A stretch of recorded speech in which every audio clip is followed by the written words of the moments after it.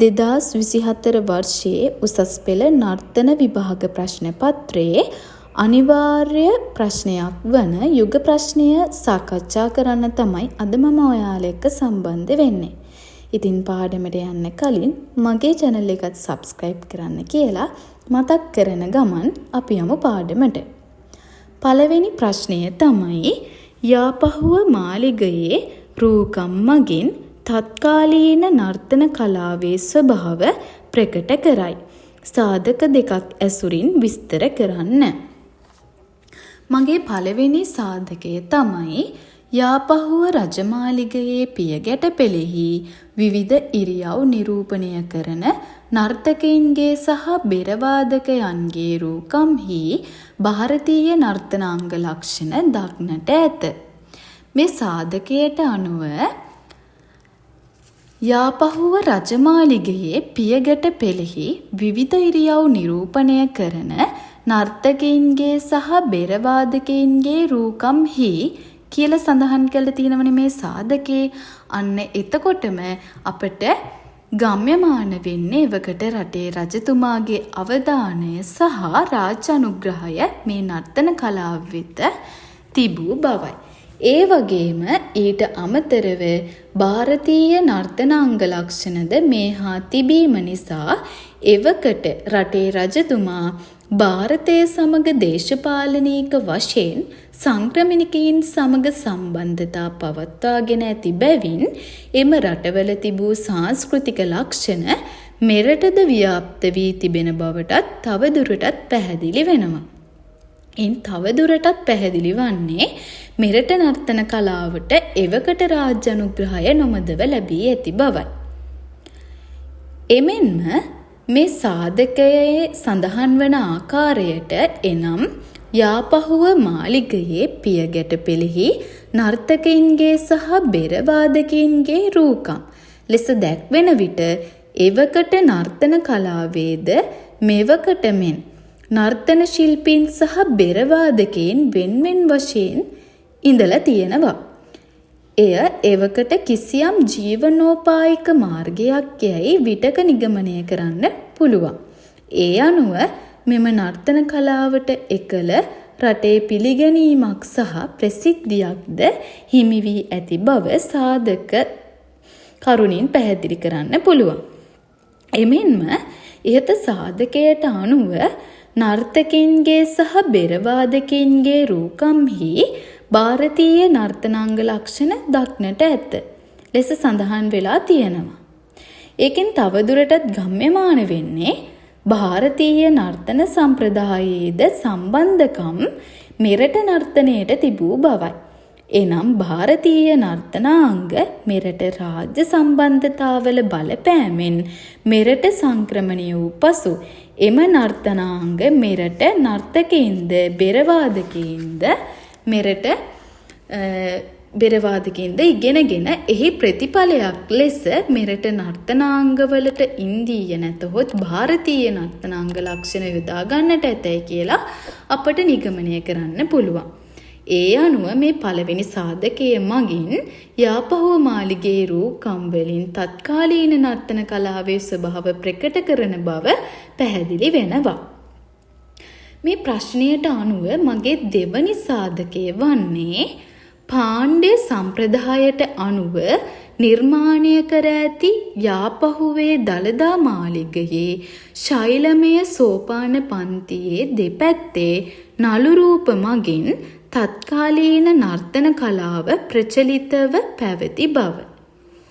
මේ සාධකයට අනුව සඳහන් කරන්න පුළුවන් යාපහුව යුගයේ නර්තන කලාවේ ස්වභාවය ප්‍රකට කරන ආකාරය. එනම් පාණ්ඩ්‍ය සම්ප්‍රදායට අනුව නිර්මාණය කළ යාපහුවේ දළදා මාලිගයේ ශෛලමය සෝපාන පන්තිය දෙපැත්තේ නළු රූප යන සාධක කරුණින් එවකට රටේ ප්‍රධානියාගේද ගෞරවාන්විත අවධානයක් එවකට නර්තන කලාව වෙත නොමදව ලැබී ඇති බව ගම්‍යමාන වෙනවා. එනම් අතීතයේ පටන්ම රාජ්‍යත්වයේ හිමි රජු බහරේ දළදා වහන්සේගේ අයිතිය තිබුණා. ඒ අනුව එවකට වූ රජු දළදා මාලිගය නම් ආගමික ස්ථානයේ සෝපාන පන්තියේ දෙපැත්තේ නළු රූකම් කර තිබෙනවා. නළු රූප රූකම් කරලා තියෙනවා. එවකට ආගමික පසුබිමක් මත ව්‍යාප්තව තිබූ නර්තනාංගද තිබී ඇති බව රටේ රජතුමාගේ රාජ්‍ය අනුග්‍රහය දේවකට නර්තන කලාවට හිමි වී ඇති බව මනාව පිළිඹු වෙනවා. ඒ අනුව ඉහතදී සඳහන් කළ සාධක දිත්වයම විස්තරාත්මකව පැහැදිලි කර තිබෙන්නේ යාපහුව මාලිගයේ රූකම් මගින් තත්කාලීන නර්තන කලාවේ ස්වභාවය ප්‍රකට කරන අන්දමයි. එතකොට පළවෙනි ප්‍රශ්නයට මම මෙන්න මේ විදියට ඔයාලට පිළිතුරු සපයනවා. අපි බලමු දෙවෙනි ප්‍රශ්නය මොකක්ද කියලා. දෙවන ප්‍රශ්නය තමයි ක්‍රිස්තු වර්ෂ 1970 සිට 1990 දක්වා නර්තන අධ්‍යාපනයේ ප්‍රවර්ධනයට බලපෑ සාධක 3ක් පිළිබඳව පැහැදිලි කරන්න. මම මේ ප්‍රශ්නයට අරගෙන තියෙන පළවෙනි සාධකය තමයි 1972 ප්‍රතිසංස්කරණවලට අනුව රජයේ පාසල්වලට සෞන්දර්ය විෂය අනිවාර්ය වේ කියන සාධකය. මේක කොහොමද බලමු අපි විස්තර කරන්නේ. නර්තන අධ්‍යාපනයේ ප්‍රවර්ධනයට බලපෑ එක් සාධකයක් ලෙස මෙම සාධකය ඉදිරිපත් කළ හැකිය. අතීතයේ සිට පාරම්පරික ගුරුකුලවලට පමණක් සීමා වෙලා තිබුණු මේ දේශීය නර්තන කලාව 1972 දී රජයේ පාසල් වලට සෞන්දර්ය විෂය කාණ්ඩයක් තුලට ඇතුළත් කර එය අනිවාර්ය විෂයක් ලෙස සඳහන් කිරීම නර්තනයේ ප්‍රවර්ධනයට ඉමහත් වූ සේවාවක්. එනම් අතීතයේ සිට ඒ කුලවලට පමණක් සීමා වෙලා තිබුණු මේ කලාව අනෙකුත් සිසුයන්ට ඉගෙන ගැනීමට ඉඩහසර සැලසීමෙන් නර්තන කලාවේ ප්‍රවර්ධනයට ඉතා අනර්ඝ පිටිවහලක් සැලසුණි. එනම් අතීතයේ ගුරුගෝල සම්බන්ධතාවලට සීමාව දැනුම ව්‍යාප්ත වුණා. විටක පාරම්පරික ගුරුවරුන් ගුරු මුෂ්ටි තබා ගනිමින් තමා දන්නා සියලුම ශිල්පය නොදී මිය යයි. නමුත් මෙලෙස අධ්‍යාපන ක්ෂේත්‍රයට නර්තනය විෂයක් ලෙස ඇතුළත් කිරීමෙන් මුළු ලංකාවේම සියලුම පාසල්වල සිසුවියන්ට එකම විෂය නිර්දේශයක් යටතේ කිසිදු වෙනස්කමකින් තොරව ශිල්පය හැදෑරිය හැකිය. එමෙන්ම අතීතයේදී ඒ ගුරුකුලවල නර්තන සම්ප්‍රදායික ක්‍රම විවිධත්වයකින් යුතු වූ නිසා ගුරුකුලෙන් ගුරුකුලයට ඉදිරි අනාගත ගෝල පරපුරට හිමිවන ශිල්පය විවිධයි. නමුත් මේ සියලුම ගුරුකුලවලට අයත් ශිල්ප හා දැනුම රැගෙන නිශ්චිත ලෙස සකස් කරන ලද පාඩම් මාලාවක් ඔස්සේ පාසල් ක්ෂේත්‍රය තුළ නර්තන විෂය ඉගැන්වීමෙන් නිවැරදි නර්තන විෂයක් මෙන්ම මුළු ලංකාවේම සිසුවියන්ට එකම විෂය මාලාවක් ඉගෙනීමට පුළුවන්. ඒ නිසා නර්තන විෂය නිවැරදි ක්‍රමවත් විෂයක් ලෙස අධ්‍යාපන ක්ෂේත්‍රය තුළ ඉගැන්වීම නිසා නර්තන කලාව පරිහානියට පත් නොවි අනාගතයට ඉතිරි වී පවතී. අධ්‍යාපන ක්ෂේත්‍රයට නර්තනය එකතු වීමත් සමග එතෙක් සමාජයේ සැඟවී තිබුණු සීමිතව ව්‍යාප්ත වී තිබුණු නර්තන කලාව අද වන විට මුළු පාසල් පද්ධතියම තුළ ඉතා වේගයෙන් තරඟකාරී විෂයක් ලෙස ව්‍යාප්ත වී ඇත. එතකොට මෙන්න මේ තොරතුරු අනුව ක්‍රිස්තු වර්ෂ 1970 ඉඳන් 1990 දක්වා නර්තන අධ්‍යාපනයේ ප්‍රවර්ධනයට බලපෑ සාධක අතරින් එකක් තමයි මම මේ විදියට විස්තර කරේ. දෙවන සාධකයට යමු. දෙවන සාධකය තමයි 1972 වර්ෂයේදී සෞන්දර්ය ගුරුවරුන් පුහුණු කිරීම සඳහා ගිරාගම ගුරු විද්‍යාලය ආරම්භ කිරීම. ක්‍රිස්තු වර්ෂ 1970 සිට 1990 දක්වා නර්තන අධ්‍යාපනයේ ප්‍රවර්ධනයට දායක වූ තවත් එක් සාධකයකි මෙය. එතෙක් ගුරුකුලවලට පමණක් සීමා වූ නර්තනය 1972 දී පාසල් අධ්‍යාපන ශාස්ත්‍රයට එක් කිරීමත් සමග 1972 වර්ෂයේදීම සෞන්දර්ය ගුරුවරුන්ව පුහුණු කිරීමට ගිරාගම ගුරු විද්‍යාලය ආරම්භ කිරීමත් නර්තන අධ්‍යාපනයේ ප්‍රවර්ධනයට මහඟු පිටුවහලක් විය. මුළු ලංකාවේම එක් ප්‍රදේශවල ගුරුවරුන් මෙලෙස එක් ස්ථානයකට ගෙන්වාගෙන ඔවුන්ට නිශ්චිත එකම පුහුණුවක් ලබා දීමෙන් මුළු රටේම පාසල්වල දරුදරියන්ට පොදු එකම විෂය නිර්දේශයකට අනුව විධිමත්ව නර්තන විෂය ඉගෙන ගැනීමට අවස්ථාව ලැබේ. එමෙන්ම ගුරුවරුන්ටද ලංකාවේ විවිධ පළාත්වල ආවේනික වූ උඩරට පහතරට සබරගමු නම් වූ ප්‍රධාන නර්තන සම්ප්‍රදායන් තුනම නිශ්චිත විෂය නිර්දේශයකට අනුව විධිමත්ව පොදු එකම විෂය කරුණු හා ප්‍රායෝගික පුහුණුවක් ලබා ගැනීමෙන් කිසිදු බියක් නොමැතිව තමාට අයත් පාසලේදී කිසිදු පැකිලීමකින් තොරව ඉගැන්වීමටද එම ගුරුවරුන්ට අවස්ථාව ලැබිලා තියෙනවා. එමෙන්ම ගුරුවත් පොත් සකස් වීමත් සමග විෂය කරුණුද නිවරදිව විධිමත්ව සිසුසුයන්ට ඉගැන්වීමට ගුරුවරුන්ට හැකියාව ලැබී තියෙනවා. ඒ අනුව 1972 දී සෞන්දර්ය ගුරුවරුන් පුහුණු කිරීම සඳහා ගිරාගම ගුරු විද්‍යාලය ආරම්භ කිරීම මගින් නර්තන අධ්‍යාපනයේ ප්‍රවර්ධනයට ඉමහත් දායකයක් හිමි වෙලා තියෙනවා.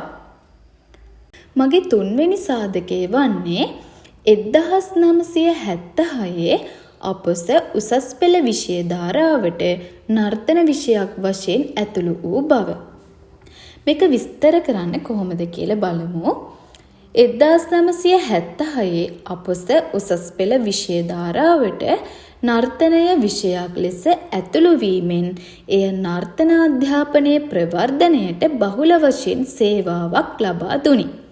එනම් මෙතෙක් පාසල් විෂය නිර්දේශය තුල සහ අපොස සාමාන්‍ය පෙළ විභාගයට පමණක් තිබුණු නර්තන විෂය උසස් පෙළ විභාගයටද එක්වීම මගින් නර්තන විෂය තවදුරටත් හැදෑරීමට පාසල් සිසුවියන්ට අවස්ථාව හිමි වුණා.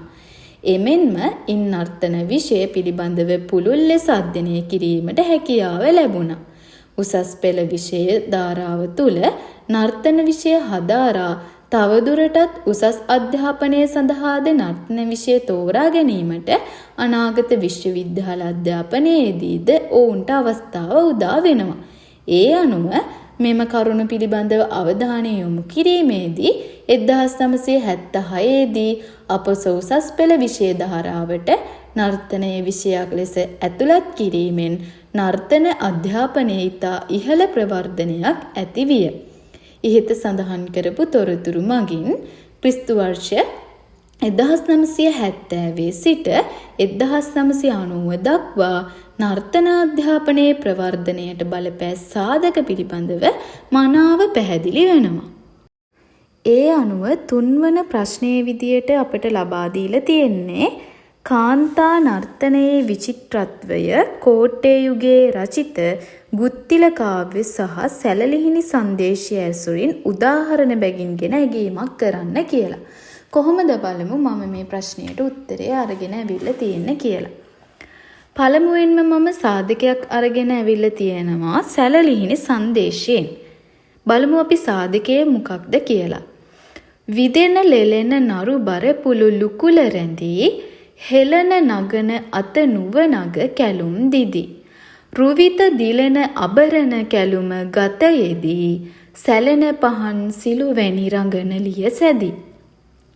ඉහත සඳහන් කරපු සාධකය මගින් කාන්තා නර්තනයේ විචිත්‍රත්වය බොහෝසේ විදහා පානවා.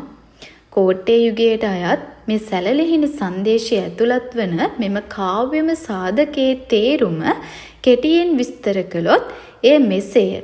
එනම් පුළුල් වූ උකුල වටා විහිදෙන ලෙලදෙන නරුවකින් යුක්තව ඉහළ පහළ යන අත් දෙස ඇස් අගින් බලමින් රත් පැහැ දිදුලන කාන්තිමත් ආභරණ ගත පැළඳ ඇති රංගනයේ යෙදෙන කාන්තාවන් සැලෙන පහන් සිලුවක් වැනිය කියලා තමයි ඒ කවියේ තේරුම වෙන්නේ. ඒ අනුව පැහැදිලි වෙන්නේ එකල කාන්තාවන් නර්තනය සඳහා යෙදී සිටි ඇති බවත් ඔවුන් නර්තනයේ විචිත්‍රත්වය බහුල වශයෙන් විදහා පා ඇති බවයි.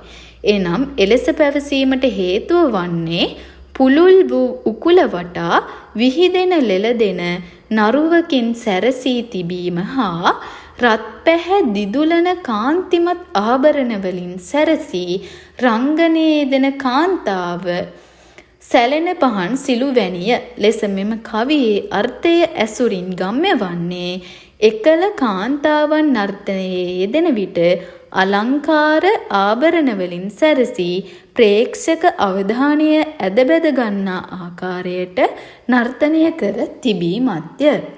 ඒ වගේම ඉහළ පහළ යන අත් දෙස net අගින් බලමින් රංගනය කිරීම ලෙස අර්ථ සඳහන් කර තිබීමෙන් අංග ප්‍රත්‍යාංග උපාංග සහ නර්තන විලාස ඉතා අලංකාරව නිවැරදිව භාවිතා කර තිබීම යන කරුණු සාධක මගින් කෝට්ටේ යුගයේ කාන්තා නර්තනයේ විචිත්‍රත්වය සැලලිහිණි සංදේශයට අනුව මනාව පැහැදිලි වෙනවා.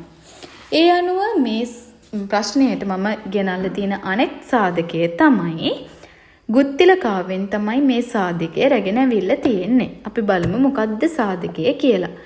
රූරසේ අඳිනා ලෙසේයත් ලෙල දිදී විදුලිය පබා රන් රසේ එක් වන ලෙසේ වෙන නාදනූ පා තබ තබා කම්පසේ දෙන සැරලෙසේ දෙස බල බලා නෙතගින් සබා මං කෙසේ පවසම් එසේ වර සුර ලඳුන් දුන් රඟ සොබා. මේ සාධකයට අනුව කෝට්ටේ යුගයේ රචිත ගුත්තිල කාව්‍යයේ සඳහන් වන එක් කාව්‍ය සාධකයක් වන මෙමගින් මේ යුගයේ පැවති කාන්තා නර්තනයේ විචිත්‍රත්වය විදහා පානවා.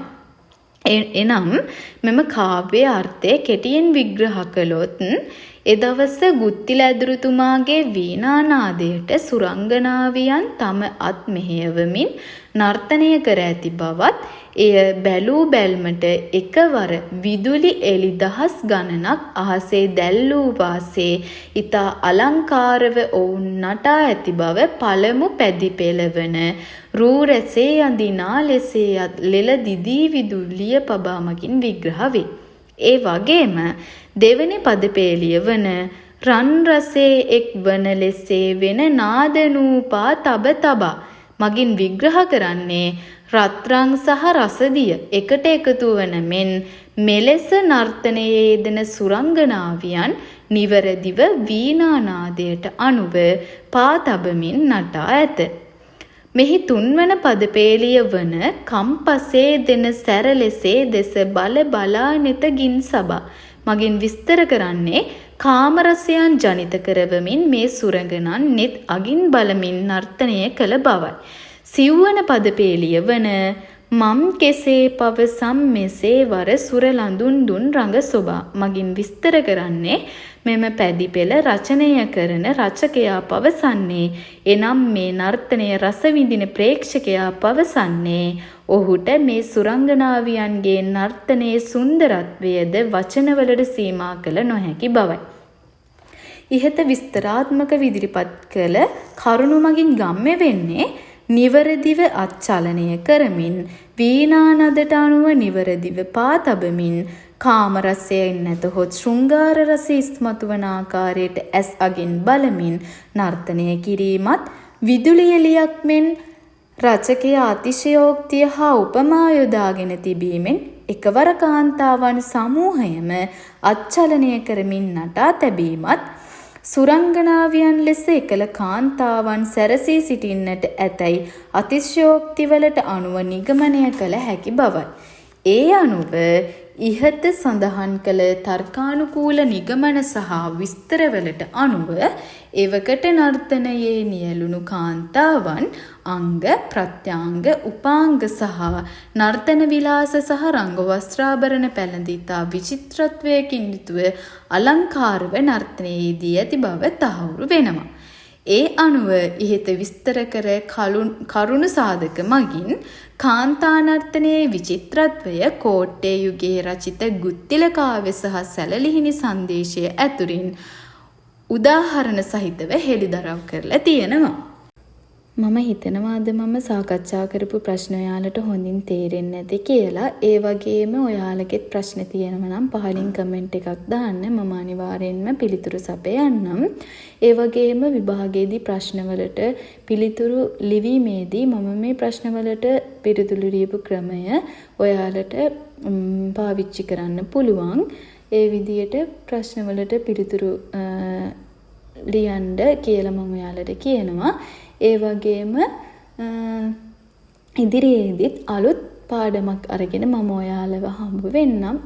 මේ පාඩම ඔයාලගේ යාළුවෝ අතර ෂෙයා කරන්න, මගේ channel එක subscribe කරන්නත් අමතක කරන්න එපා. ඉතින් ඔයාලට තෙරුවන් සරණයි.